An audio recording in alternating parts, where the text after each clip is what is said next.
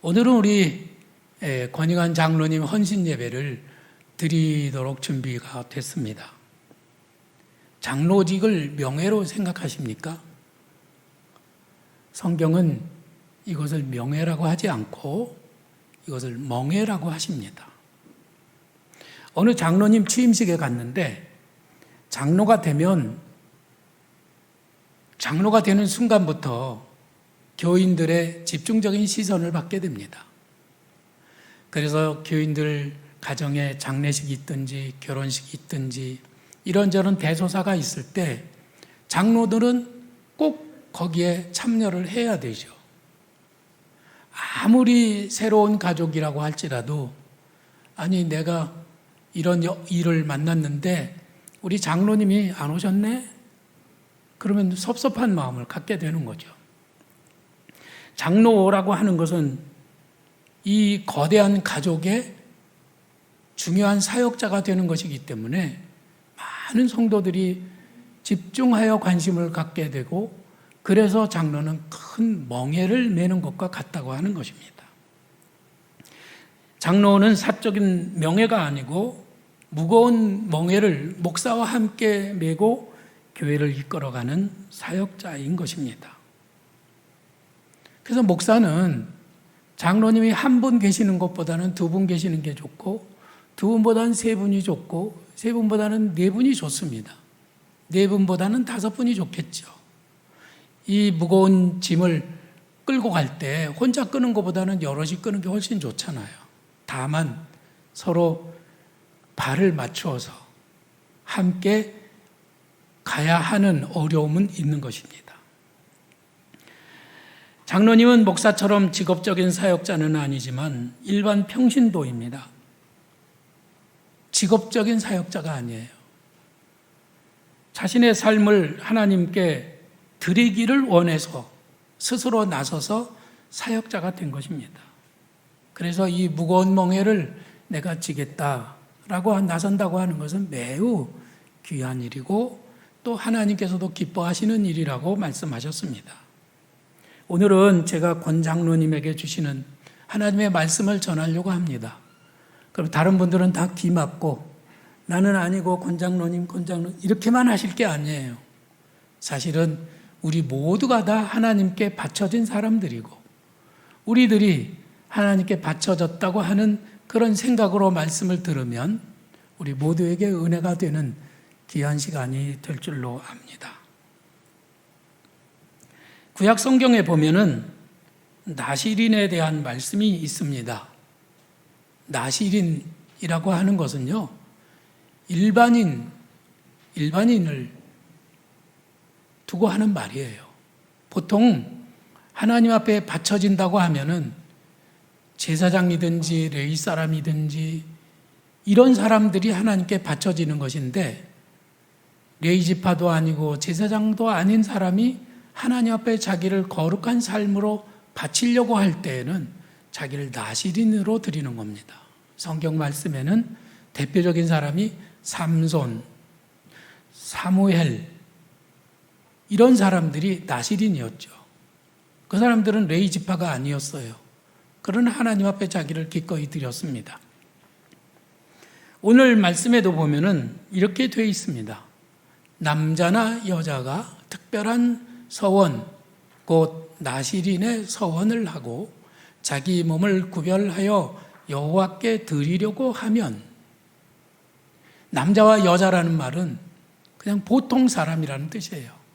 보통 사람, 선남선녀, 보통 사람이 특별히 서원을 하여 자기를 하나님 앞에 드리려고 하면 그때는 세 가지를 꼭 지켜야 한다고 말씀하세요. 그런데 이 세 가지는 바치는 자기만 드리는 것이 아니라는 거예요. 오늘 우리들은 어떤 사람들입니까? 우리들도 자신을 하나님께 바치는 것이죠. 오늘도 주일 예배를 하나님 앞에 바쳐드리기 위해서 여기 오셨습니다. 이 귀한 시간을 하나님 앞에 드리는 겁니다. 나의 물질을 하나님 앞에 드립니다. 나의 삶을 하나님 앞에 드립니다. 그래서 우리들은 한 사람 한 사람이 또 나실인이 되는 거예요. 믿으시면 아멘. 혹시 나는 아직 하나님 앞에 바치지 않아. 나는 하나님 앞에 나를 바치고 싶지 않아. 그런 사람 계십니까? 그런 사람은 한 귀로 듣고 한 귀로 흘리셔도 됩니다. 바치는 사람이 들을 말씀이에요. 저는 오늘 여기 계신 여러분들 모두가 다 하나님 앞에 자신을 드리고 하나님이 예비하신 큰 은혜와 복을 누리는 그런 성도들이 되시기를 축원합니다. 그러면 그 세 가지 꼭 지켜야 할 규칙이 있는데 그것이 뭐냐 하면 첫째는 포도주를 마시지 말라. 두 번째는 머리에 삭도를 절대로 대지 말라는 것이고 세 번째는 시체를 가까이 하지 말라는 것입니다. 부모나 형제가 죽어도 시체를 만져서는 안 됩니다. 자, 이런 세 가지 규칙이 매우 소극적인 규칙이에요. 하지 말라, 하지 말라, 하지 말라는 거죠. 그러나 저는 이 말씀들이 오늘날 그리스도인에게는 이렇게 해라, 이렇게 해라, 이렇게 해라 하시는 말씀으로 새롭게 만들어서 여러분들에게 전하려고 합니다. 뭐뭐 하지 말라, 하지 말라, 하지 말라. 요거만 안 하면 다 된다고 생각을 하시는데 절대로 그래서는 아닌데. 우리 하나님을 믿는 사람들이 종교인들처럼 포도주만 안 먹고 곡주, 쌀로 만든 정종 마시고 포도주만 아니면은 양주도 마셔도 되고 뭐 이런 식으로 생각하면 안 된다는 거예요. 머리에 삭도를 대지 말라. 삭도만 안 되고 뭐 하고 싶은 대로 다 하는 거 그거 아닌 거예요. 정말로 해야 될 일이 따로 있는 것이죠. 이 말씀의 의미를 오늘 우리들이 깊이 깨닫고 진정한 나시린의 삶을 우리들이 살아들여서 하나님의 기쁨이 되시기를 소망합니다. 그러면 포도주를 마시지 말라는 말씀은 무슨 말씀일까요? 포도주라고 하는 것은요, 땅에서 나오는 기쁨을 의미합니다. 땅이 주는 기쁨이에요. 여러분, 술을 마시면 사람이 기분이 좋아진다고 하잖아요. 저는 술 마셔서 기분이 좋아져 본 적이 별로 없어가지고 잘 모르겠는데요.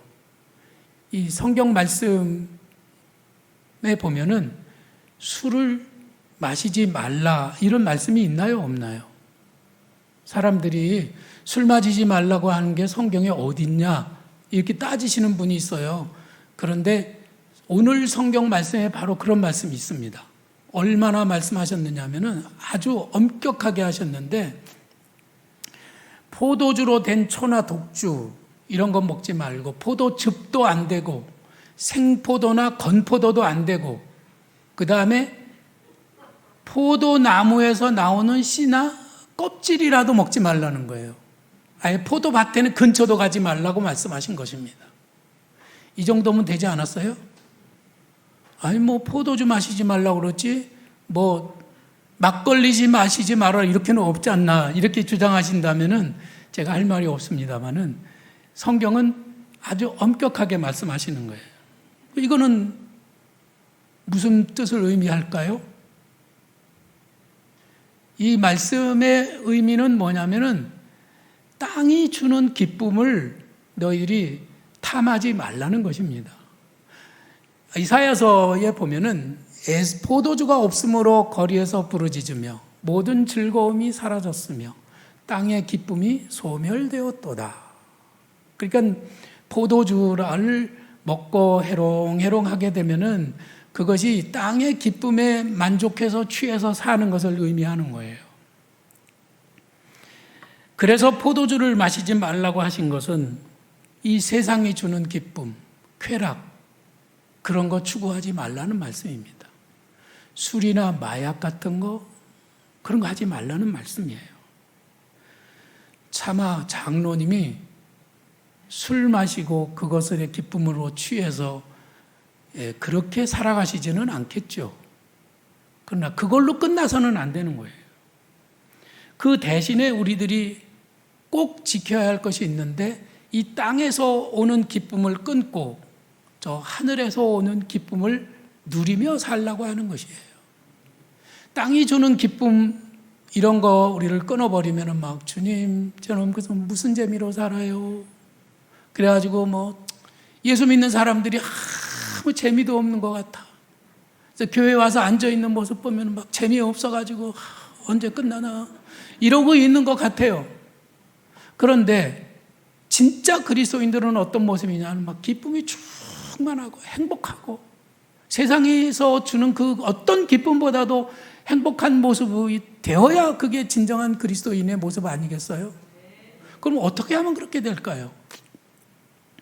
미국에 있을 때 어느 권사님 한 분이 수년 동안 어깨가 아파서 막 너무 고생을 했어요. 그분은 간호사인데 뭐 의사들 진료도 받고 뭐 굉장히 많이 했는데 수술할 정도는 아닌데 아파서 견디지를 못해요. 이분이 어느 날 우리들이 다 기도하는 자리에서 자기의 그 어깨 아픈 것을 함께 나누고 기도해 달라고 했습니다. 그래서 우리들이 같이 그분을 붙들고 막 열심히 기도를 했어요. 근데 어느 날 이분이 예배를 드리는데 그때 그 감격이 살아나면서 막 눈물이 쏟아지기 시작한 거예요. 눈물이 엄청 쏟아졌어요. 그러고 나더니 어깨 아픈 것이 어깨에서 소리가 두두둑 나더니 어깨 아픈 것이 사라졌습니다. 얼마나 기뻐하는지. 입만 열면 자기 어깨 나섰다고, 하나님이 자기를 치료해 주셨다고, 자기 기도를 응답해 주셨다고. 그 기쁨이 얼마나 큰지 세상이 주는 그 어떤 기쁨보다도 컸다고 하는 것이죠. 여러분, 술 마셔서 얻어지는 기쁨보다도 하나님께서 내게 나의 기도를 들어주시고 응답해 주신 그 기쁨이야말로 비교할 수 없는 큰 기쁨인 것이에요. 하나님은 세상이 주는 그런 기쁨에 취하지 말고 하나님이 주시는 그런 아름답고 복되고 행복한 기쁨에 취해 살라고 하시는 말씀인 것입니다. 그래서 우리 주님은 우리에게 말씀하시기는 너희는 여호와의 선하심을 맛보아 알지어다.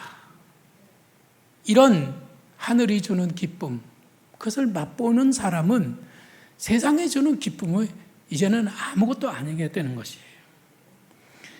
주님이 이렇게 말씀하셨습니다. 지금까지는 너희가 내 이름으로 아무것도 구하지 아니하였으나 구하라 그리하면 받으리니 너희 기쁨이 충만하리라. 우리가 기도할 때 하나님이 우리에게 응답하시고 우리의 기쁨이 충만하게 해주신다는 말씀이에요. 이런 은혜가 하나님 앞에 자기를 드리는 성도들에게 있어지기를 주님의 이름으로 축복합니다. 말씀을 묵상할 때 하나님이 지혜를 주시고 깨닫게 해주시고 그 말씀 속에서 길을 찾게 해주시고 방황하던 사람들이 차곡차곡 자기의 길을 걸어서 승리하게 된다면 얼마나 기쁜 일이에요. 또 지금까지는 돈 버는 재미로 살았던 사람이 그건 땅이 주는 기쁨이죠. 그런데 이제는 하나님 나라를 위하여 돈을 쓰는 재미로 사는 것입니다. 저는 장로님이 되고 권사님이 되신 분들이 이제는 자기가 가지고 있는 여유가 있다면 교회학교 교사들을 위해서 밥도 사주시고 교사들을 격려하시고 성가대들을 위해서도 격려하시고 그리고 교회에 무슨 일이 있으면은 자기들이 나서서 거기에 돈을 쓰면서 그 기쁨으로 살아가는 은혜가 있기를 간절히 바라는 거예요. 뿐만 아니라 어려운 이웃을 섬기고 그들에게 나누고 베풀면서 그때 오는 그 기쁨으로 살아가는 것이에요. 장로가 되고 권사가 되고 하나님의 사람이 되었는데 늙어서 이제 죽을 때가 됐는데 재산이 이렇게 많이 남아가지고 자손에게 남기고 죽는 기쁨보다 그 재산을 선한 일에 다 쓰고 주는 기쁨, 그 은혜가 넘치시기를 바라는 것입니다. 사도 바울은 복음을 전하다가 숱한 고난을 겪고 노년에는 로마의 감옥에 갇혔습니다. 감옥에 갇혔을 때 얼마나 힘들었겠어요. 그런데 사도 바울이 빌립보 교회 성도들에게 편지를 쓰면서 뭐라고 했느냐 하면 너희들은 기뻐하고 또 기뻐하라. 내가 다시 말하노니 기뻐하라. 이렇게 말했던 것이에요. 그에게는 감옥에 있지만은 하나님이 주시는 기쁨으로 충만했던 것이에요. 그 기쁨을 여러분들은 이해할 수 있습니까? 그런 기쁨, 그런 은혜가 저와 여러분들에게 충만하시기를 축원합니다.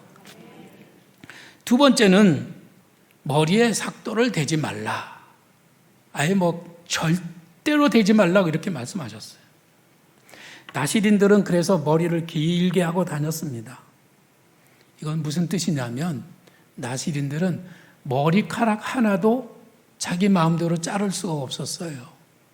왜냐하면 이 머리카락 하나도 주님이 소유하셨기 때문입니다. 내 거 아니에요. 주님의 것입니다. 그래서 옛날에 우리 사람들은 내게 주신 이 토록 하나도 다 부모에게 받은 것이고, 그래서 그것들은 소중하다고 얘기하지 않았나요? 마찬가지예요. 내게 주신 이 털 하나, 머리카락 하나도 내 것이 아니에요. 주님 것이라는 뜻이죠. 어느 날 젊은 청년이 머리카락을 노랗게 물들여서 교회에 나타났습니다. 우리 소시적이면은 그때 교회에서 쫓아내는 거예요. 그때는 어딜 교회에 머리카락에 물을 들이고 나타났느냐고. 근데 요새는 그렇게 하면 안 됩니다. 아유, 머리가 아주 예쁘네, 머리카락 잘 물들여졌네, 멋지다야, 이렇게 해줘야 되는 거예요. 어느 날 보니까 우리 박성훈 목사님도 머리를 깎았는데 이렇게 머리를 이렇게 바짝 깎아가지고 꼭 바가지를 들러 엎은 것 같은 그런 머리를 하고 나타났어요. 그래도 제가 말 못했습니다. 잘했다. 요즘은 그렇게 할 수 있어요. 왜냐하면 머리카락을 자르는 그것은 종교적인 의식에 지나지 않아요. 정말로 중요한 것은 내 삶의 모든 것의 주인이 하나님이심을 고백하는 것이 중요합니다. 얼마나 요즘 사람들이 자기 멋대로냐면요, 남자로 태어났는데 여자가 되기를 원해가지고 여자로 자기를 바꿔버려요. 혹시 여기 그런 분 계시나요? 그런 분이 계시다면 용서해 주세요. 미국에서는 그런 분들이 하도 많기 때문에 교회에서 이런 설교도 하기 힘들어요.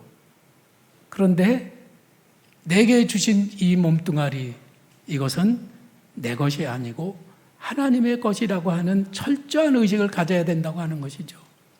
그래서 일거수일투족, 내 손 하나 움직이는 거, 발걸음 하나 옮기는 것도 내 뜻대로 하면 안 되고 하나님 뜻대로 해야 하는 것입니다.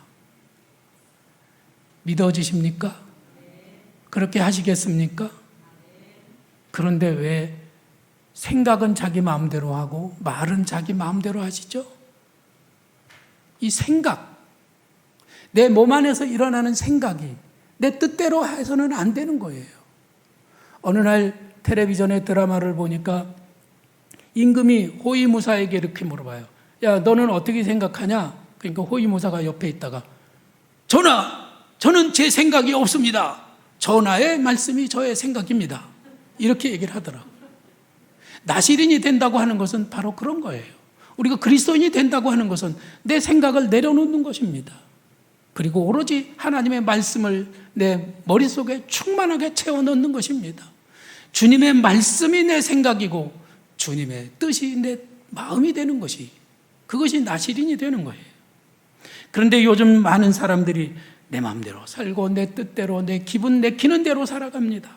하고 싶으면 하고, 하기 싫으면 안 하고, 떠나고 싶으면 떠나고, 머물고 싶으면 머물고, 그게 아니라는 거예요. 이것이 주님의 뜻인지 내 뜻인지를 분간하고, 내 뜻이면 내려놓고 주님의 뜻이 무엇인지를 물어보고 그 뜻에 따르는 것이, 그것이 우리들이 해야 할 일이라고 하는 것이에요. 너는 모든 사람들 앞에서 너의 주인은 하나님이심을 나타내라. 그래서 나시린은 머리를 길게 하고 다녔습니다. 그럼 나시린이 가면은 저 사람은 하나님의 사람이로구나.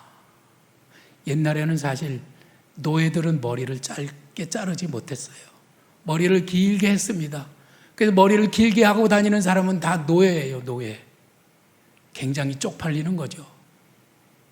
길거리를 다니면서 머리를 길게 하고 다니면은 저 사람은 노예인가 보다. 근데 특별히 나시린은 자기는 자기 주인이 하나님이심을 고백했던 것이에요. 머리만 기르면 나시린이 되는 게 아니었어요. 생각을 주님께 순종하고 이 마음을 하나님의 마음에 맞춰서 살아가야만 했던 것입니다. 근데 오늘날 많은 그리스도인들이 자기의 생각과 자기의 경험과 자기의 가치관으로 이 하나님의 일을 하려고 하기 때문에 문제가 되는 것입니다. 말도 내 입에서 나오는 대로 함부로 내뱉기 때문에 그것이 하나님의 사람으로서의 거룩함이 드러나지 않는다고 하는 거예요. 우리들은 정말 주님 앞에서 주님, 내 생각은 없습니다. 하나님 말씀으로 내 안에 채워주시옵소서. 이렇게 고백하는 성도들이 돼야 한다고 하는 것이죠. 사도 바울은 참 대단한 사람이었습니다. 공부도 많이 하고 지혜롭기도 하지만은 가문도 훌륭한 사람이었어요. 그는 요즘 우리들하고 비교가 안 되는 굉장히 품격이 있는 그런 사람이었어요. 그러나 그는 그 신분사회, 노예가 있고 그리고 주인이 있는 그 사회에서 로마 교회 성도들에게 편지를 보내기를 이렇게 보냈습니다.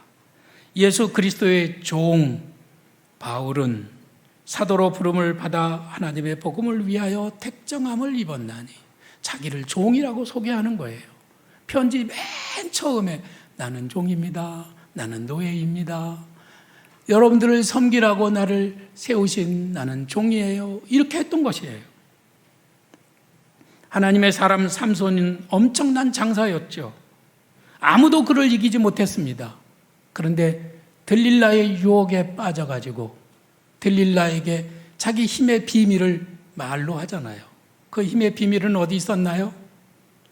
머리카락을 자르면은 자기의 힘이 사라진다고 들릴라에게 비밀을 얘기했어요. 그랬더니 들릴라가 블레셋 사람들에게 그 비밀을 다 말하고 삼손의 머리카락을 잘랐습니다. 많이 자르지도 않았어요. 몇 가닥 잘랐는데 그냥 기운이 다 빠졌어요. 그래가지고 삼손은 포로가 되고 그리고 결국은 비극적인 최후를 맞이하게 됩니다. 자, 여러분들이 하나 물어보겠어요. 삼손의 힘이 왜 빠졌을까? 대답해 보세요. 답을 골라보세요. 이지선다형입니다. 1. 머리카락을 잘랐기 때문에. 2. 하나님이 자기 주인 되심을 부정했기 때문에. 어느 것일까요? 머리카락 자르는 것으로는 힘이 없어지지 않아요. 하나님이 자기의 주인 되심을 부정했기 때문입니다. 말로, 행동으로, 자기 마음대로 살았기 때문에 힘이 없어진 거예요.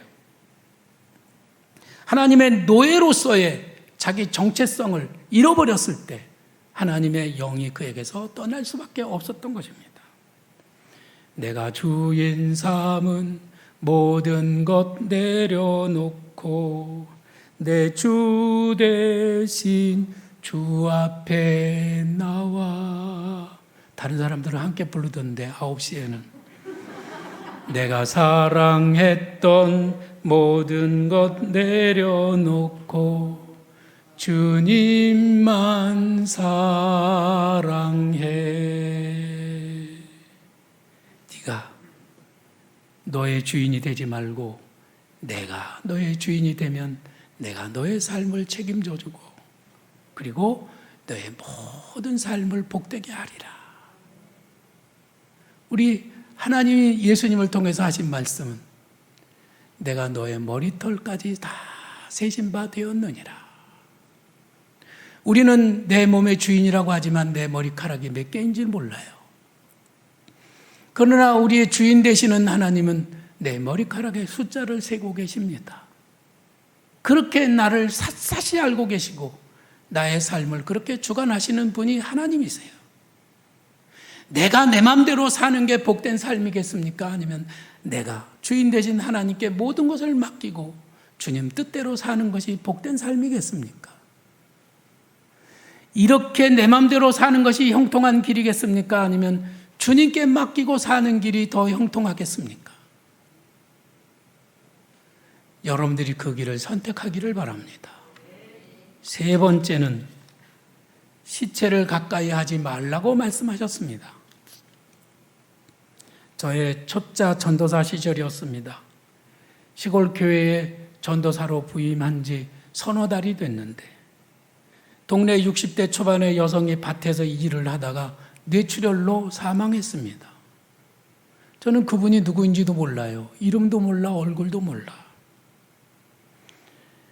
그분이 세상을 떠남으로 인해서 그 가족들이 막 얼마나 슬퍼하는지 울다가 실신을 해요. 막 기절을 해요. 숨이 넘어갑니다. 본인도 교회를 다니지 않고 그 가족 중에도 교회를 다니는 사람이 없는데 큰아들이 도시에 나가서 직장 생활하고 사업을 하다가 신앙 생활을 시작을 했어요. 그래서 큰아들이 돌아와서 자기 어머니 장례식은 교회식으로 하겠다 선포를 하고 저에게 찾아와가지고 동네 교회가 딱 하나니까 저에게 찾아왔어요. 저는 그때 27살이고 목회 시작한 지 이제 6달 됐어요. 근데 장례식을 해달라는데 막 아찔한 거예요. 그 남편은 동네에 사람이 죽으면 장례식 할 때 쫓아다니면서 관은 여기다 써라. 방향은 저쪽으로 해라. 지금 저래라 말어라 이거 해주는 직관이었어요. 제가 장례식 27살 전도사가 장례식을 주관하는데 맹자 앞에서 문자를 쓰게 생겼습니다. 지금. 자, 시신을 닦고 또 옷을 입히고 그리고 이제 농산일에 거칠어진 그 손을 보는데 손에 흙이 잔뜩 묻었어요. 밭일하다가 쓰러졌으니까. 그 손을 이렇게 알코올 솜으로 닦아내는데 손이 아주 차가워요. 살아있는 사람 손은요, 만지면 반응이 있잖아요. 따뜻하잖아요. 차갑지 아무런 반응이 없는 그 손을 이렇게 만지는데 그때 그 감각이 얼마나 차고 그리고 반응이 없는 그 죽음의 기운이 나를 막 이렇게 누르는 거예요. 싸늘한 죽음의 기운이 나를 압도했습니다. 장례식을 마치고 며칠이 지났는데도 저는 그 암울한 기운에 눌려서 지내야 했습니다. 그래서 우리 하나님께서는 하나님의 사람이 시체를 가까이 하지 말라고 하신 것이에요. 너는 시신의 그 죽음의 기운에 영향을 받아서는 안 된다는 말씀이죠. 그래서 여리고로 내려가는 길에 강도를 만난 사람을 본 제사장과 레위 사람은 저거 죽은 사람이다. 그래서 그걸 지나쳤던 거예요. 이해하십니까? 그런데 우리 예수님은 뭐라고 하세요? 시체를 안 만지는 것, 그것은 종교적인 것이죠. 진정한 그리스도인은 그러면 안 되는 거예요. 거기를 지나가던 사마리아 사람은 그 강도 만난 사람의 상처를 포도주로 닦아주고 자기 나귀에 싣고 주막에 데려가서 그를 더 돌봐주라고 하면서 돈을 주고 갔습니다. 이 사마리아 사람은 살리는 일을 한 거예요. 우리 주님은 오늘날 우리들에게 생명이 되라고 말씀하십니다. 생명이 되어라. 하나님께서 아브라함을 부르실 때 아브라함은 어떤 사람이었나요? 75세의 노인이었고 우상을 섬기는 집안에 있었습니다. 그때 하나님이 아브라함을 부르시면서 이렇게 말씀하시죠. 너로 말미암아 천하 만민이 복을 받으리니 이렇게 말씀하셨어요. 아브라함으로 말미암아 다른 사람이 복을 받는다는 거예요. 이 말씀을 거꾸로 한번 생각을 해봅시다. 지금까지 아브라함은 어떤 삶을 살았나요? 그 삶은 악한 기운의 영향을 받으면서 죽음의 기운에 압도되어서 늘 부정적인 생각과 어두운 생각을 하고 살았습니다. 그는 마누라를 보면서 당신 때문에 내 인생이 이렇게 망쳐졌어. 자기의 부모님을 보면서 나는 부모님을 잘못 만났어. 자기 옆에 있는 사람들을 보면서 너 때문에 내가 이렇게 기분 나쁘고 너 때문에 나는 재수 없어. 이렇게 말했던 사람이라는 거죠. 근데 이제 그 삶이 뒤집어지는 거예요. 어떻게? 아브라함으로 말미암아 천하 만민이 복을 받는 거예요. 거꾸로입니다. 이제는 남편이 아내에게 뭐라고 말하느냐면 여보, 나는 당신 때문에 대박 났어. 당신 때문에 나는 너무 행복해. 당신이 아니었으면 나는 아마 망했을 거야. 이렇게 말해주는, 말미암아 복을 주는 삶을 살게 된다는 것이었죠. 우리를 부르신 부르심의 뜻이 바로 거기에 있는 것입니다. 너 때문에 나 망했어, 이게 아니라 너 때문에 내가 이렇게 큰 복을 받았다는 말을 듣는 그리스도인이 되라고 하는 것이었어요. 예수님께서 시체를 보시면 어떻게 하셨을까요? 예수님이 시체를 보시면 어떻게 되셨나요? 해당장 야이로의 딸이 죽었습니다. 예수님께서 그 집에 가셔서 그 죽은 딸, 12살 된 딸의 손을 잡고 그 싸늘하게 식어버린 그 손을 예수님이 잡았어요. 그리고 잡아 일으키시면서 달리타쿰, 소녀야 일어나라 말씀하시니까 소녀가 살아났잖아요. 예수님은 시체를 보고 뒤로 물러가지 않았어요. 장례식이 있는 곳마다 예수님이 가시면 장례식은 파토가 나고 이제는 장례식을 더 이상 진행할 수가 없었습니다. 왜냐하면 시체가 살아났기 때문이었어요. 예수님은 그런 분이었어요. 우리들의 삶이 불행하고 우리들이 괴롭고 우리들이 어두운 곳에 있을 때 주님이 나타나면 우리들 가운데 빛이 임하십니다. 우리들은 바로 그런 사람이 되어야 하는 것이에요. 장례식이 막 진행될 때 나인성에서 청년이 죽었습니다. 그 과부의 어머니가 그 아들로 인하여 울고 있을 때 예수님이 그 장례 행렬을 보고 장례를 멈추게 하시고 울지 말라 말씀하시더니 그 관에 손을 대시고 청년아 일어나라 하시니까 장례식은 끝장났습니다. 청년이 살아났기 때문이죠. 우리 주님은 우리들이 살아가는 곳에서 그런 역할을 감당하기를 원하시는 거예요. 사랑하는 성도 여러분, 여러분들은 소금이 되시기를 바라고 어딜 가거나 빛이 되시기를 바라고 모든 사람에게 살맛을 주시고 넘어진 사람 일으켜주시고 낙심한 사람에게 소망을 주시고 난 이제 못해 포기한 사람에게 힘을 주는 사람이 돼야 돼요. 어느 회사에서는 해마다 단합대회가 열렸습니다.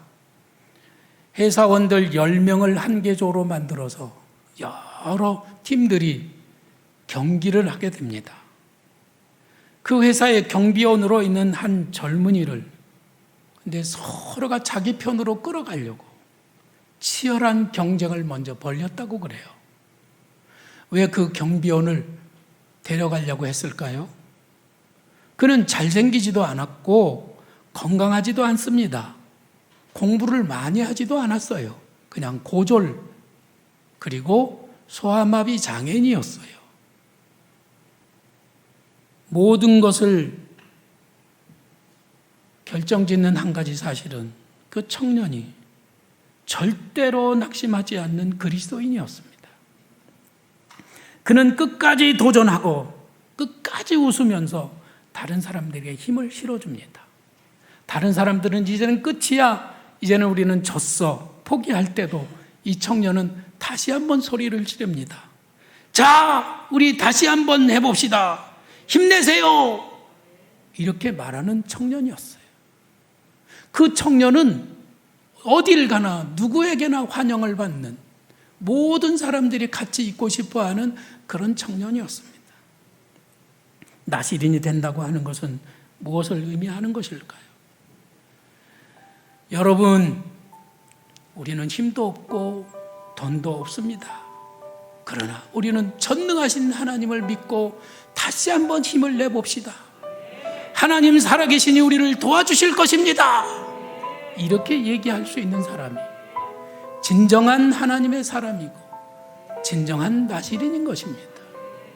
여러분들의 형편과 입장이 어떤 상황인지 생각해 보시기 바랍니다.